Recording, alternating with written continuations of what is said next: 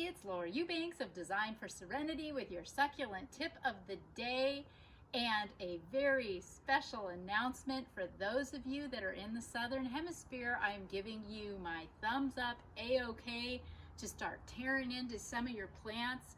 We're in fall now. The weather's cooled down, the days are shorter, the nights are cooler. So using your discretion, of course, in checking your extended forecast, but if it looks like the temperatures are gonna stay mild, go ahead and dig in. So this has been driving me nuts all summer long. See all of these weeds around my dickia. I can't really get at them without digging up the plant, and I didn't want to dig up the plant in the heat of the summer. Also, these Fred Ives have completely run amok, and what I've got going here is a hot mess. So when you're dealing with a very pokey plant like this dickia, and you've got weeds all around it, the secret is to get a shovel underneath the plant so that you can easily go after those weeds and get them from the roots. No fuss, no muss. Oh gosh, if this isn't the most rewarding thing I will do all day, I don't know what is. We had a little bit of rain here in Southern California too, so the ground is really soft. It is just Indian summer. The day is so incredibly bright. It's warm, but it's not hot. There's not a cloud in the sky. Oh my gosh, I love this time of year. So there I go.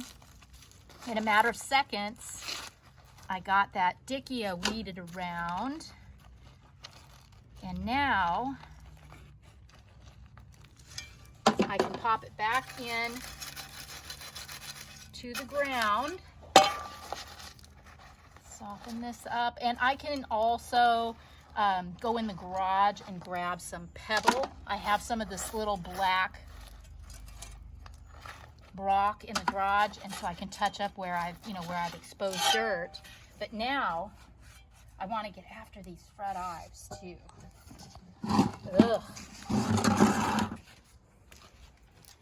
Fred Ives is a graftivaria. It's a very, very, very tough succulent.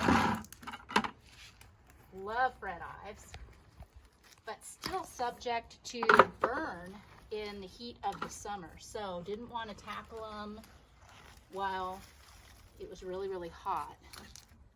Okay, and then, step back and look at what you're doing too. Don't go crazy. I don't necessarily have to dig them all out, do I?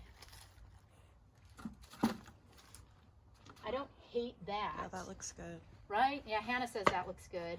And I mean, just look at how full and lush all of this is. So use your discretion. But I think that I'm onto something with just going after those front ones.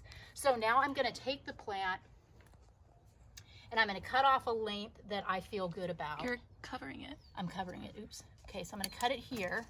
Now, this piece, I can absolutely put this over in the garden of death in a pot, and it might just branch out or throw off more rosettes beneath my cut. You can do that. This is not necessarily waste. It's just they're too tall. So I want to make them shorter. Do the same with this one. Make that shorter. And if you've got leaves that are kind of futzy, feel free to pull those off too. Just exposing the prettier leaves of the plant.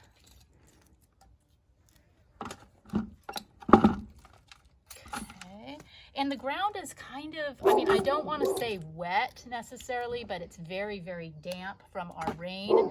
But my experience with the Fred Ives is they're not sensitive. So I personally, here in the land of milk and honey, do not have to worry about this plant rotting. If you're concerned, you can leave these cuttings in a cool, dry place until they callus, till the cut calluses, which takes a few days to a week, and then plant them. I won't be watering in these plants until they have re-rooted, which will take a number of weeks. In the meantime, they will just start a new root system by taking moisture and nourishment from their leaves and stems. Okay, then this is the candle and the birthday cake part where we remember if our succulent stands up, we've done our job. So I'm going to take my multi-tool and just loosen up the soil so that I can just stick these stems right on down anywhere I see fit, anywhere I want them, as long as the stems make contact with the soil. That's really all that matters.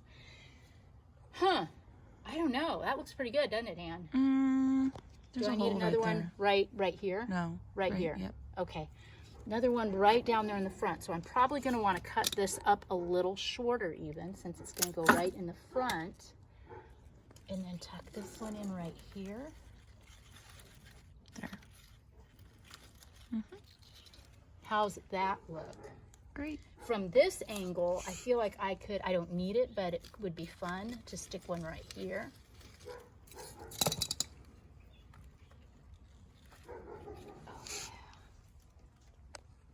Okay. And while you're out enjoying your day and messing with your plants, you know, clean up any detritus, check for bugs, diseases, problems, issues. I don't see anything untoward going on here. Other thing that I can do since I'm in the neighborhood is trim back these Echeveria harmsii that have bloomed out. So I'll just cut off those spent blooms like so. And now this plant's gonna look a little puny, but that's okay. It's so small that it'll make a comeback and regenerate in no time. And then see how I'm going down the rabbit hole, you guys? This is what I do. All, you know, thinking I was gonna be out here for a 5 or 6 minute video. I'll probably stay out here the rest of the day. And the next time you see me in my garden, this whole thing will probably be cut up. But I digress. Okay. Yeah. Oh my gosh, look at that.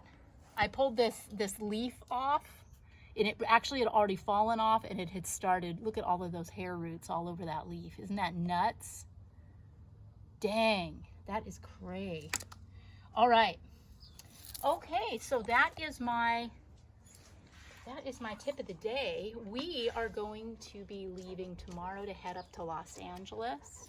We have an installation in Claremont. I also have a new client consultation in Pasadena. And then I'm also consulting with our San Rafael client on her phase 4.